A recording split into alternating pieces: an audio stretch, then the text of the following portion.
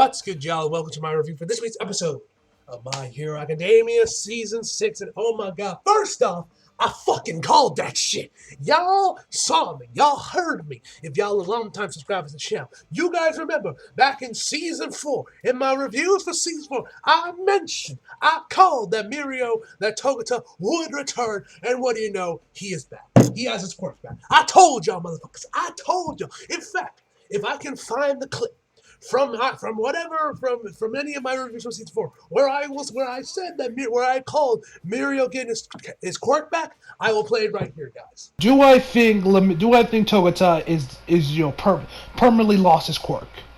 Honestly, no. I don't think this is permanent.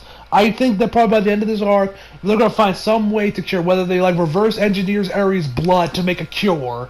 I don't think Lemillion is gonna permanently lose his quirk. If he does, and Horikoshi goes all in with it, and he actually does, and Togata is done, he can't. He's just a normal man now. He's gonna be quirkless for the rest of the series of his time being hero. Then I will be shocked. I will legitimately be shocked if Togata is actually completely quirkless for the rest of the series. He's quirkless, but he's still going to be in UA, doing his thing as Lemillion.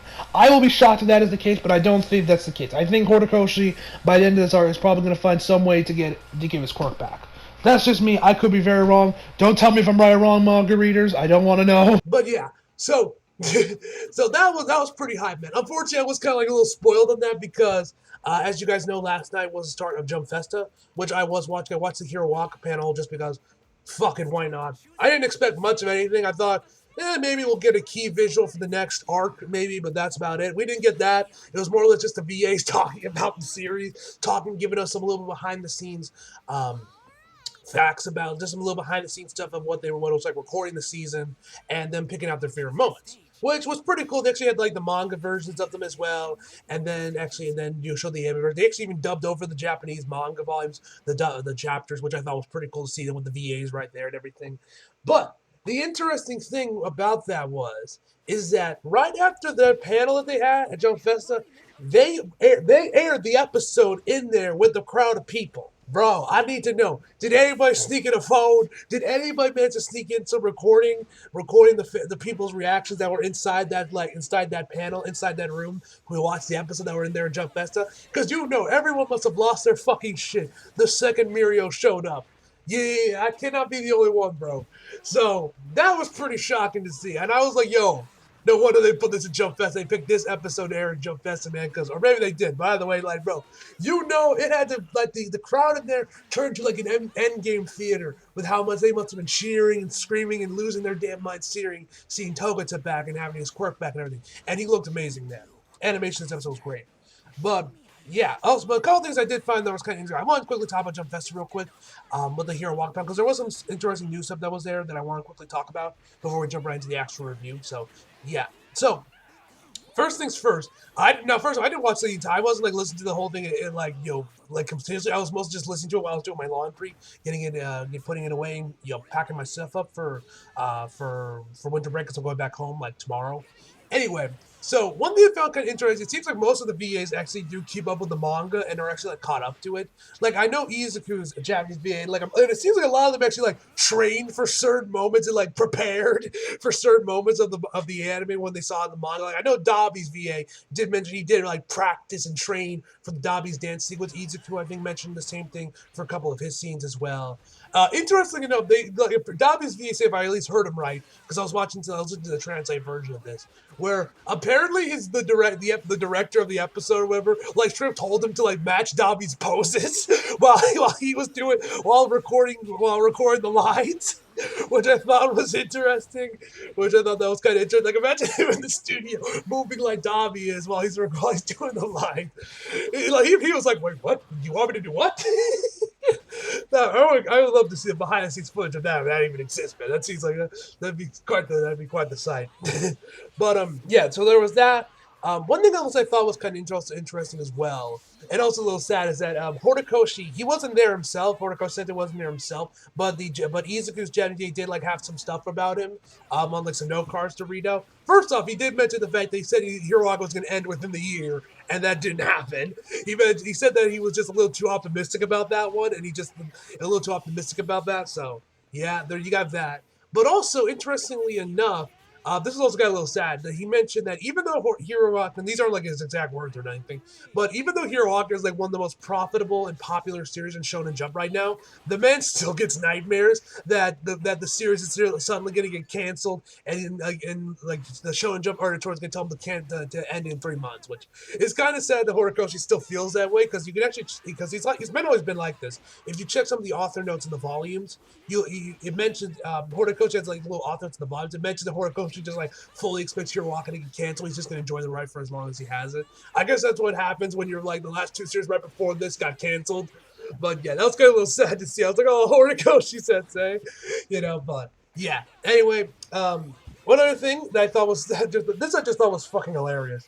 The composer for Hiroaki had like hosted a little like listen party or whatever on Spotify where they had like released a playlist of some of his favorite songs he's composed for the series, as well as showing off a handful of tracks from the season 6 OST, which I have listened to. They're all fantastic.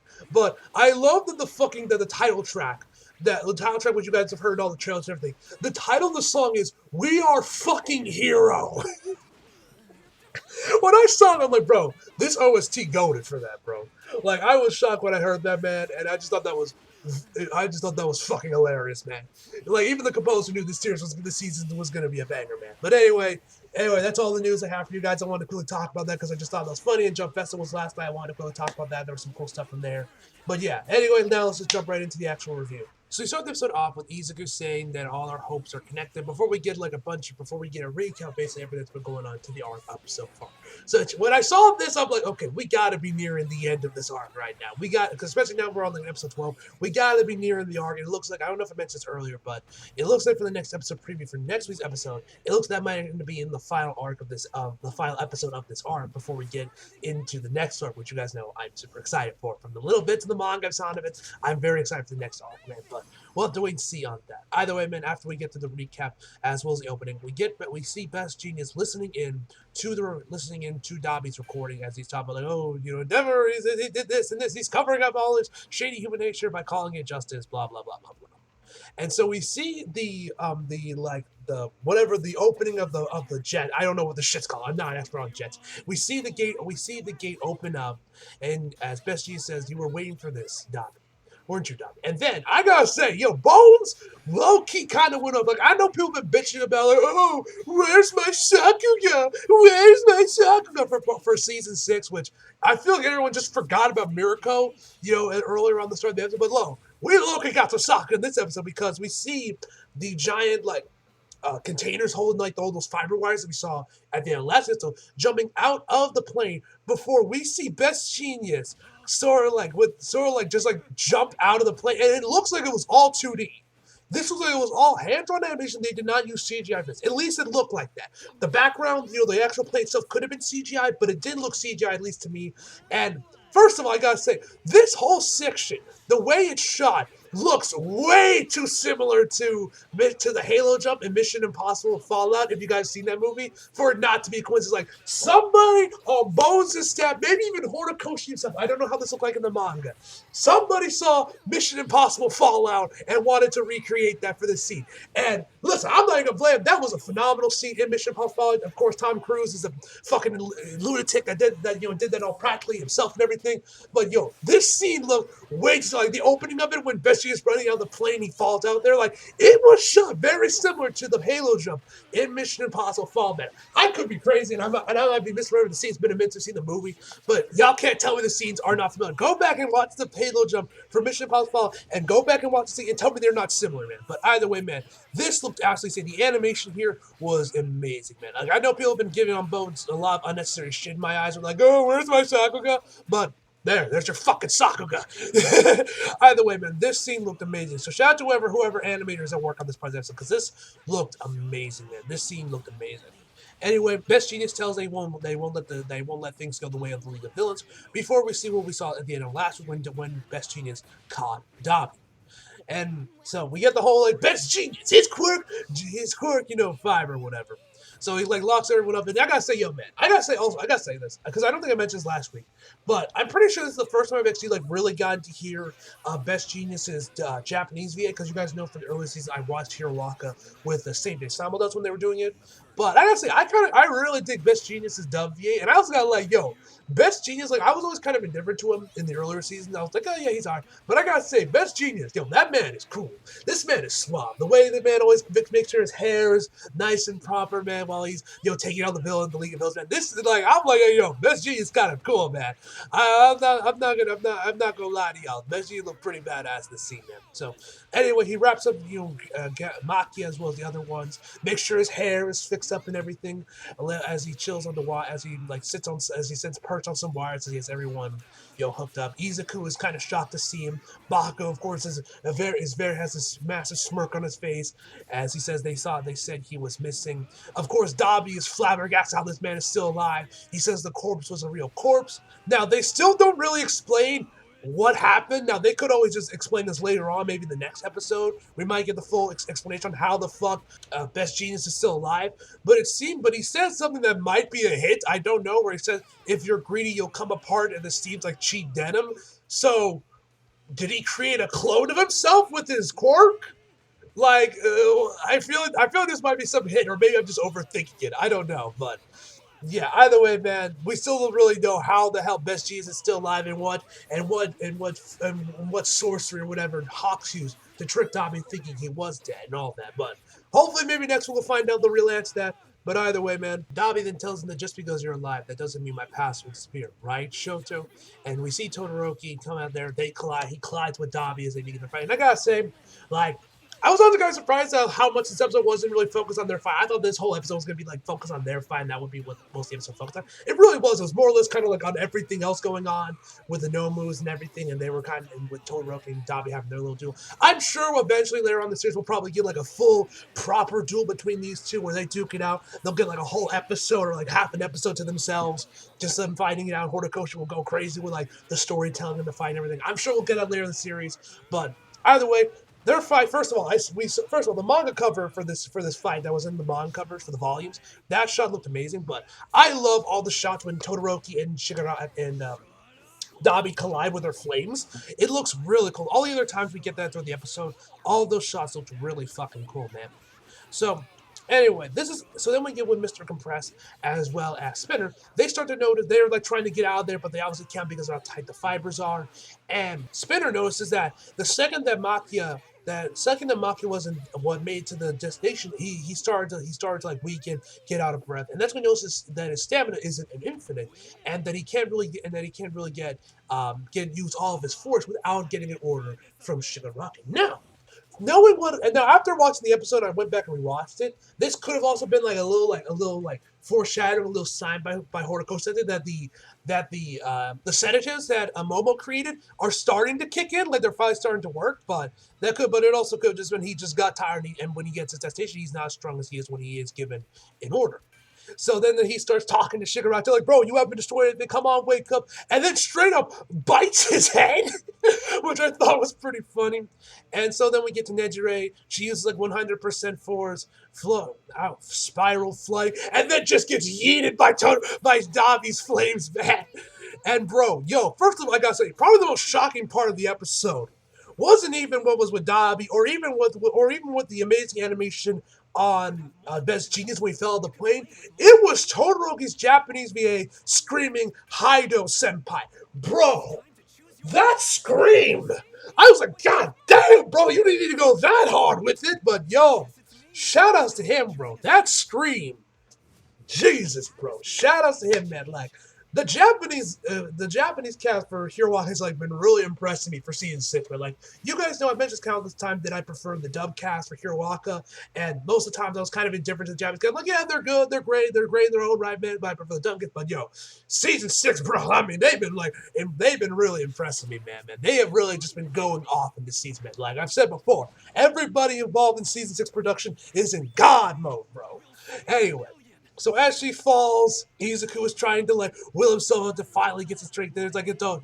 He's like, come on, bro, it's just pain, move on. As then this Dabi continues to torment Endeavor some more. You did it again. You burned somebody else. A young person with a bright future burned again, but you flipped. Dabi is such a troll, man. And I fucking love it. So anyway, Ida manages to catch Neji Ray, and then we hear this man laugh as he like burns off the rest of the fires. And bro, that fucking laugh. I mean, Jesus, bro. I can't wait to hear. I know I mentioned this last week again, but I'm going to say it again. I can't wait to hear this episode of the Dubcast just to hear Dabi's laugh. Like, and also, see what if Shigaraki, if not Shigaraki, Todoroki's W goes as hard as his giant face when he's like screams out, Haido Senpai. But like, bro, that laugh though. I mean, Jesus, bro. That is a fucking laugh if I've ever heard one, man. So then, Best Genius, as he's like working around using the fibers from the container, we start seeing him like cough up some blood a little bit. So it seems like he's starting to overexert himself a little bit with his quirk. But he's like, don't look for excuses. If the number one hero is completely defeated, this country will collapse. We fade to black before we see a shot of Shigaraki's house in Ichi's. And we get a quick flashback back to season 5 when his mom says, "Hello, we don't know what your large guard is." And Shigaraki says, "I have to stop the itching." Then we see Spinner's face. He's like, "Oh shit, what did I do?" He kind of looks like, "Oh shit, what did I do?" And then he says, "Destroy it, Magia."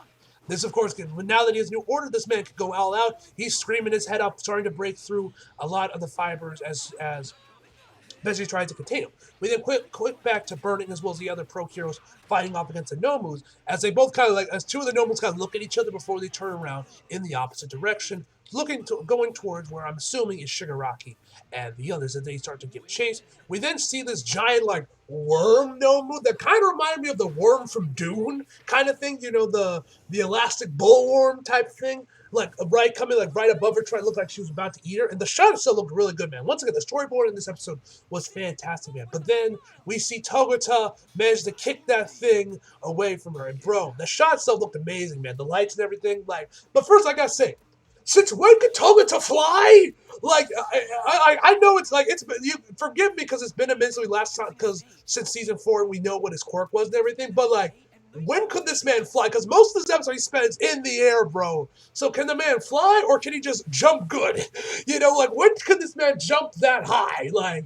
How is this working, man? Did this man really go ham on leg day during the time he didn't have his quirk or something? Could he always do this, or am I just misremembering, man? Either way, Todoroki and Dabi once again collide flames. Once again, the shot itself looked amazing, and Todoroki tells him about the time that Natsu almost died. Why? You cried clinging to Natsu, didn't you? If Natsu died, and then with the biggest smile on Dabi's face, he says, "Oh, that would have been just fine. Endeavor would have suffered." What makes this scene is the giant smile on his face, bro. Like Dabi, man, this man is such a troll. And then Todoroki tells him, "Are you crazy, you bastard?" "Yes, I am." I fucking love Dabi, man. I've said this before in previous reviews, but man, Dabi has really been rised up the ranks as one of my favorite characters in this season, man. This man is such a troll. I love it. Your big brother can't feel anything anymore. Spinner is screaming at Makia like, "Hey, you heard the orders, destroy everything!" And that's when him, as well as Mr. Compress, notice the Nomus coming right towards Best Genius. So Izuku once again is trying to will himself on to move. As we also see Bakugo trying to move as well, and then Izuku decries, "No one's been saved yet. Don't be someone useless who can't even save a single person. Go help Jesus." And that's of course when Mirio makes his triumphant return fully and just starts one-shotting all the Nomus. That was pretty awesome. The animation here was great. Love the render they gave him for in the commercial break. Looked good. I mentioned before, but man, I've been loving the renders Bones has been using for the commercial cards, man. They've all looked very good, man. They all looked amazing. So of course Izuku is shocked at the fact that Lemillion is once again back. He has his quirk again, and he said he rushed over here. The villain hideout Night Eye Agency was in charge and was pretty close. He then sinks underground, which was actually pretty cool to see him go fully underground, fully under some road and see what it looked like, man. It looked pretty cool. Once again, the storyboard here looked amazing. He says just 6 months, it doesn't even feel nostalgic. We get a flashback where Togata heard from Bubble Girl that there was going to be the operation to take down the League of Villains, and that he wanted to be a part of it. And he found out that Eri has been able to use her power on on bugs and lizards. So he wants Eri to use her quirk to to have him regain his power. Now, interesting thing when we actually start seeing this action, her quirk, because it basically reverses time. It works very similar to Orihime's powers, her healing powers, which I noticed. I wonder if that was done on purpose by Horikoshi. Maybe he took some inspiration from Orihime's power for Eri, because the way it looks and everything, it reminded me a lot of Orihime's power. And we know Horikoshi Sensei is a huge Bleach fan, so there's a good chance that there might be some inspiration going on there, and that it was done on purpose. But that's something I noticed, man. Her quirk works kind of similar to Orihime's healing powers. So he says, "Sorry, Eri. Can you please you try it on me or rewind? I'm sorry that I'm just using you." She's like, "Oh, don't be sorry. That's why I've been practicing." We see like little tears right there, like, bro. Every time Eri gets screen time, man, it is a good day, man. Eri, such a sweet little girl. I can't help but smile every time she's on screen, man. I can't wait to hear this with the Dubcast, man, because you guys know I mentioned, if you guys have watched my season 4 reviews, you guys know how much I was praising Eri's W, man. She was fantastic, man. So then, after Toyota gets out of the road or whatever, he realizes that he doesn't have the strength to one shot any no moves. And then this man just screams, "Somebody help!" And once again, Bakugo comes rushing towards his rescue without thinking at all. Which is honestly pretty cool, man. Although I'm curious if that's why Togekiss just randomly screamed help, thinking that either Bakugo or Izuku would just rush towards him to mine it. Even with their instinct, they would just instantly based on pure instinct, they would both rush. Either one of them would rush right towards him. Either way, this scene looked pretty cool, man. Storyboards look great. The art and animation look really good. I love the colors they use for Bakugo's flames as he rushes towards to save Togekiss, and like just starts one-shotting all of the no moves before. And then Ida eventually tries to join into a system. He's kind of surprised that he got there so fast because he only went away for a second. Nejire unleashes an attack, and then of course we get flashing back to season 2 when Bestie has told him to look outside of himself now, and asks him again, what is his hero name? So then Bakugo tells him, we finally learn, is it Ground Zero? Is it Dynamite? Is it Kacchan? Which I actually, for a second, I thought it was going to be Kacchan, because at the Jump Festa panel, Bakugo's VA said, "Call me Kacchan." So I'm like, oh, did the man just spill the beans? Did he just let us know what Bakugo's actual hero name is? Well, turns out he didn't, because his real name is Great Explosion Murder God Dynamite. Yes, I love Bakugo. And I love the kanji they had right next to him as he says the name, man, bro. And of course, and then Bessie's like, that's childish. So Ida says it's long. Then Jerry says it's so violent. While both Mr. Compress and Spitter say it's so lame, which is so funny. So yeah, Bakugo's hero name now is Great King.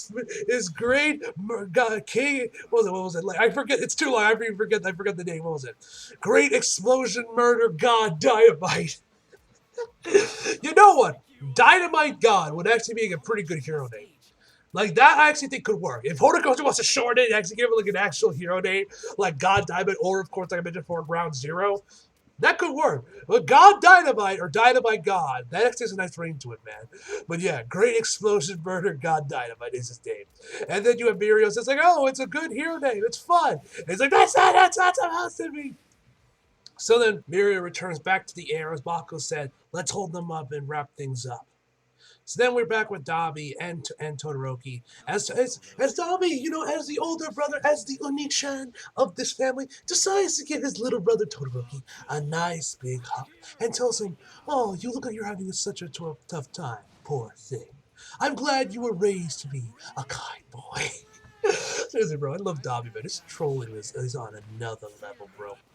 So then he tells him to look over at Endeavor, and then we see Endeavor's face. Once again, you guys remember I mentioned my review last week how I was praising, the art animation for last week, and dying, of course, about Endeavor's face, how the man looked completely shocked and defeated. Now this man looks straight up broken.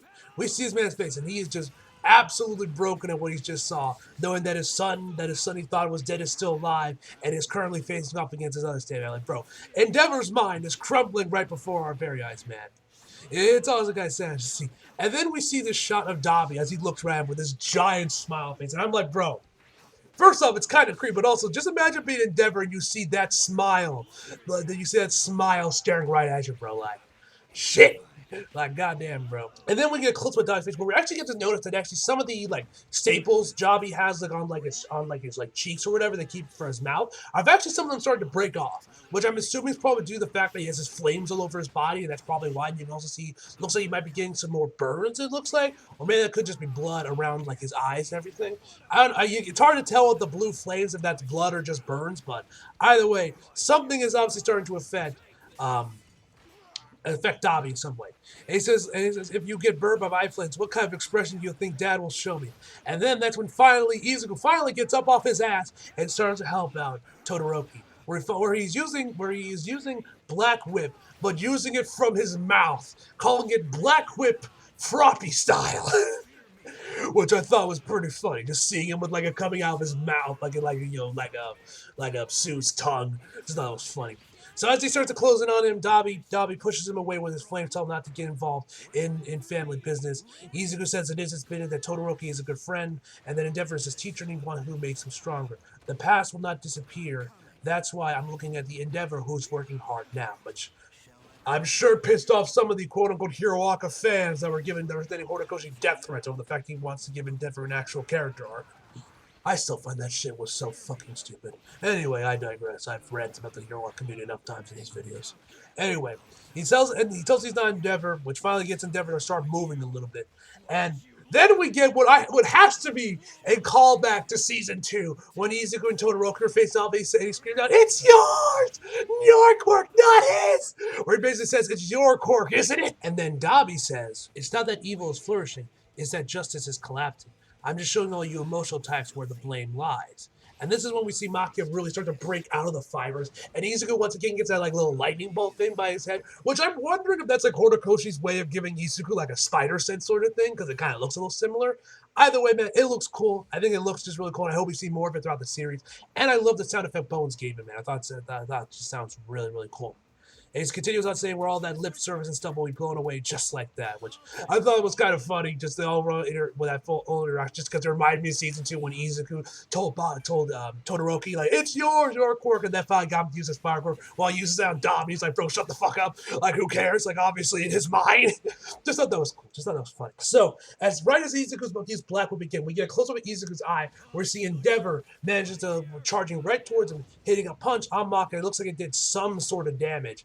And then for a second though, given the way the trajectory of how Endeavor was falling, I thought Maki was just about to like eat Endeavor, so because it was like coming like right in front of where his mouth is, but then right at that moment, that is when the Maki all of a sudden starts to collapse, saying my strength suddenly, and then bam, falls down to the ground. The anesthetics are finally starting to kick, which I actually mentioned this in my review of that episode. I thought there was only two out. Either A, it was either going to take its sweet ass time, activating probably come out in the 11th hour, or it was just never going to show up at all. Now, I'm pretty sure I predicted that it probably wasn't going to work at all, where it wasn't going to take effect, but hey, so it looks like, so I was like half right, because I did bring up the option that there was a good chance that it just might end up kicking in at the 11th hour, so which it ended up doing. And Bench Genius doesn't think that this is a coincidence that the anesthetics kicked in on the 11th hour. He thinks that they're all interconnected. The thread of fates, if you will.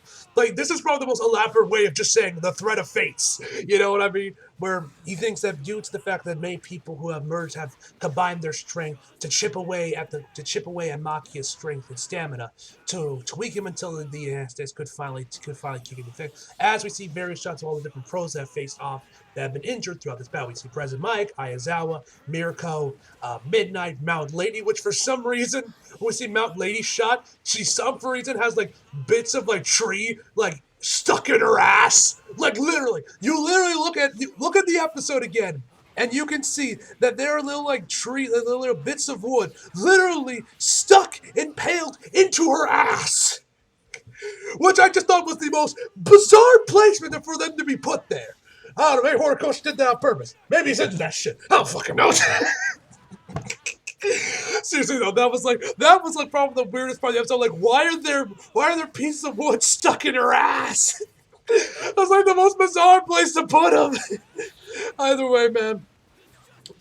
He declares that's what he's bleeds, and we see that he started that. We see blood is also running down Best Genius's eyes as he's all this going on, and this is when we really start to see the tide belt shifting towards the heroes. Todoroki mentions that Dobby's body is overheating, while he then quickly uses his ice to like instantly cool him down, which I thought was a nice little flex by Todoroki there. We see Tohota facing off against another Nomu. The animation for that looks really, really cool. Ida and Bakugo work together. It even calls them Lord. He even calls them Great Explosion Murder God Dynamite. Get back, which I thought was pretty funny. But Ida's Japanese VA fucked up on that line at least once. There's no way he said all that in the first go without messing up a little bit. That I know probably took him a couple takes to get done. There's no way he got that all done on the first try.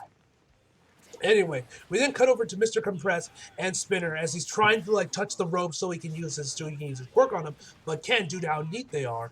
And Best Cheese adds the pressure of the ropes using the blackout bind, which basically starts to strangle both Mr. Compress and Spinner. And bro, I gotta say, there's being strangled, and then there's Spinner's face. Like, bro, like I said before, there's being strangled, and then there's his face, bro. Like, Spinner's face looks like he is 2 seconds away from death. This man looks like he's being strangled by fucking Wilson Fisk or something, bro. The way his face looks and everything, I'm like, goddamn, Horikoshi, do you have like some beef with Spinner that I'm unaware about, bro? Like, why you got him looking like that, bro, as he's getting strangled?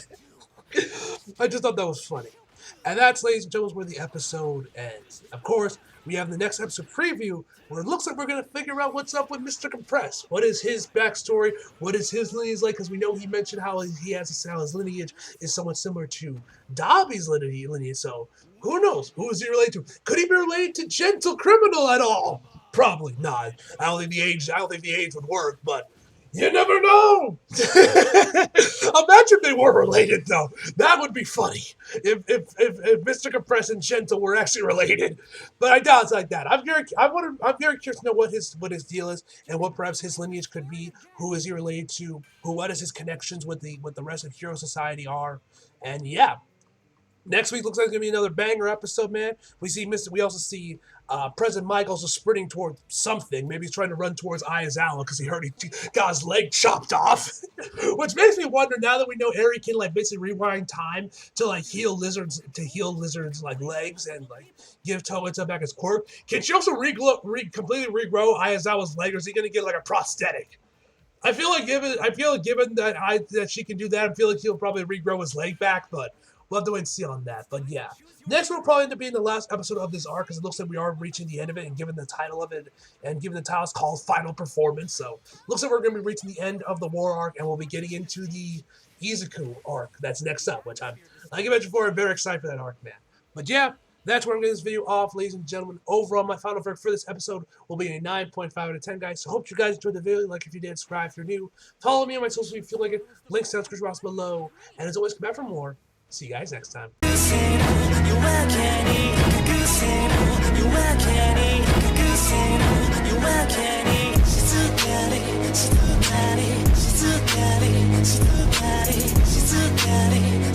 bad.